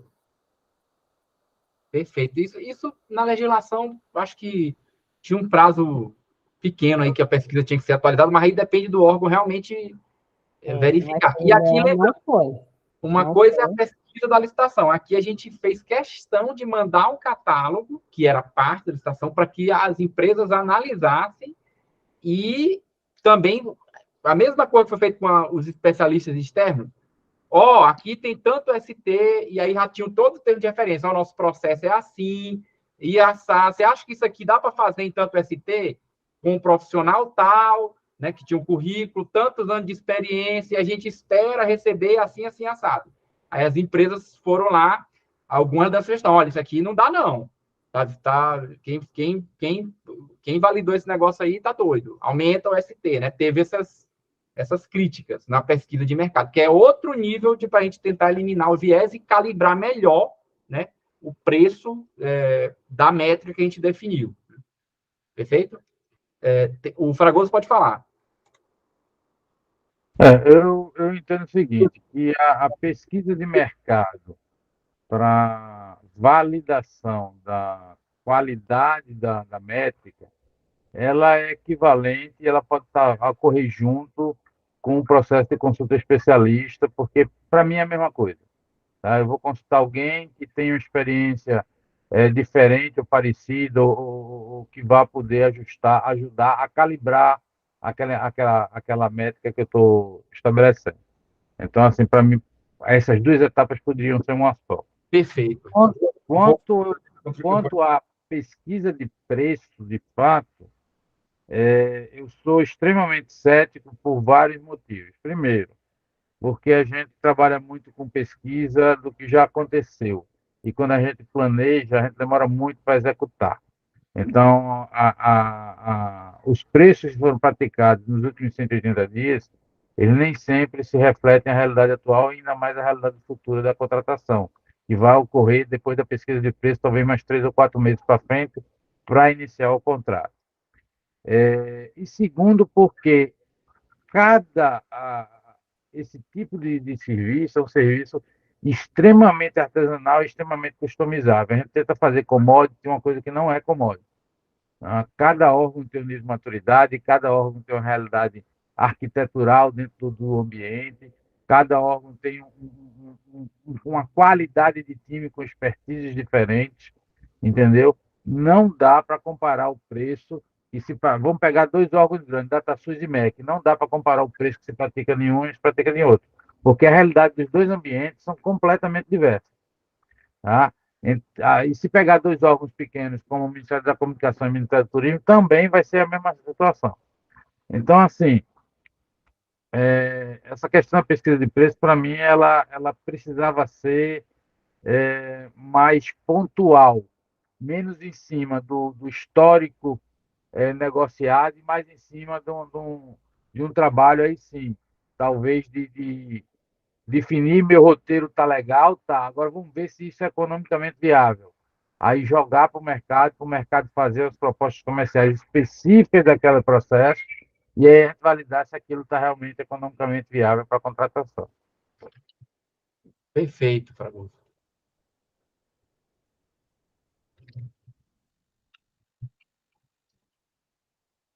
Então, vou anotar aqui. E no final, essa etapa de compilação, né? Depois a gente fecha. No caso aqui, nós fomos um catálogo com as horas, os profissionais, mas se fosse a contratação de posto de trabalho, seria a quantidade de postos necessários, né? Pensando em alguma métrica aí que fosse atrelada aos postos. Lembrando que aqui é o objetivo, é esforço. Aí, essa etapa de compilação e publicação, né? O que é que vocês teriam aí para recomendar? Você acha que é uma etapa pode ser suprimida? Ela é interessante? O que é que vocês acham que a gente que tem que fazer nessa etapa final? Olha, eu acho que isso aqui é interessante que esteja feito e o motivo. Sendo o primeiro de novo falar rapidamente, Pode falar. precisando sair, eu acho que a publicidade tem que ser dada, mas não sei se ela necessita de uma etapa de publicidade, porque na hora que eu fechar essa métrica, eu tenho duas possibilidades. Uma, ou eu vou publicar um roteiro interno meu, que vai ser referência para as minhas contratações futuras, né? Eu vou dizer, ó, vai seguir o meu roteiro tal, que está publicado na página do órgão, tal, lá. Ou então isso vai ser parte do próprio processo, né, de execução do contrato dentro do TR, que vai ser público também. Então, nos dois casos, eu acho que ela é inerente ao processo público. A publicidade ela vai ter que acontecer. Né? Não sei se precisa ser uma etapa do processo em si. Perfeito. Concordo. Vai ser atrelado à mesma formalidade do processo de contratação, né? Perfeito.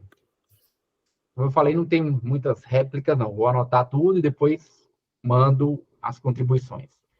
E fechando aqui o grupo focal, aí eu apresentei lá, essa aqui foi as contribuições que eu fiz lá na época que o modelo de contratação ficou aberto para consulta pública, né?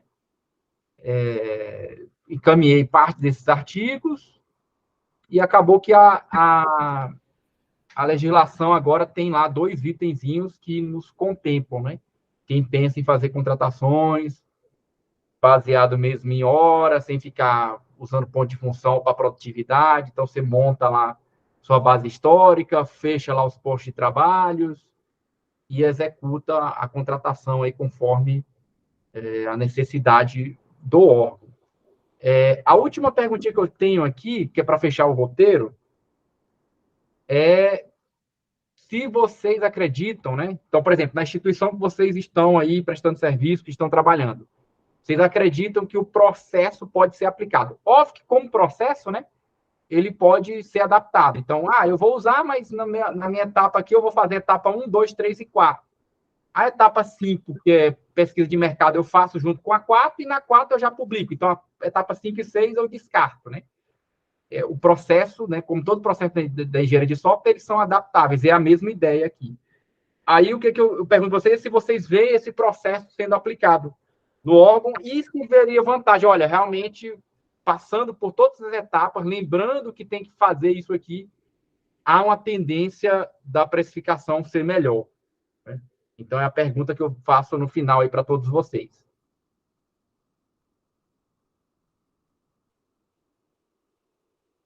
Vou responder primeiro de novo. Eu acho que sim. Eu acho que vale ele é um processo aplicável, né? Ele pode ser aplicado com ajustes, é claro, cada realidade, mas se você quer definir uma métrica e seguir esse passo a passo, você tem uma tendência a realmente alcançar o resultado. Perfeito. Podem falar, Leonardo, Paulo, quem fica lá, então ficaria aí dizendo que seria como se estivesse concordando, né? Que o Sim. processo é O aplicado. processo acho que consegue ser aplicado aqui também. De Não, acordo.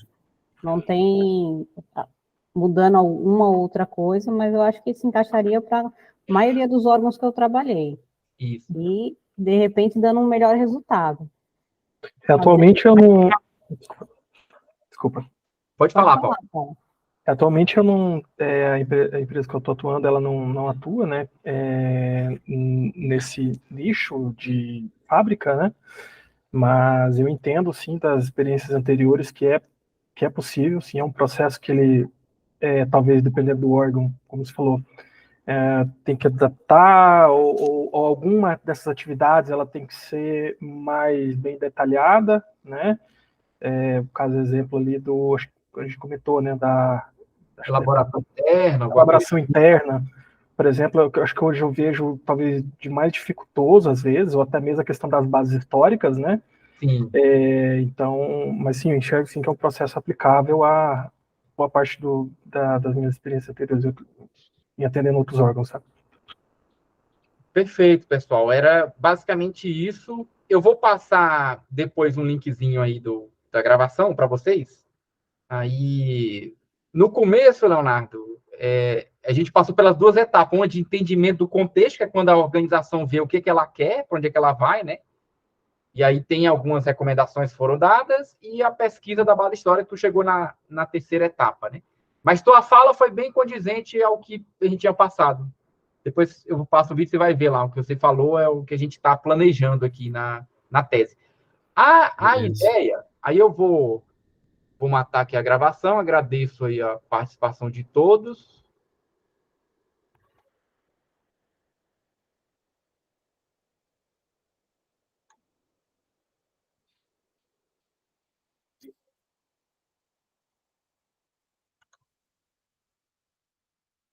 Pronto, tá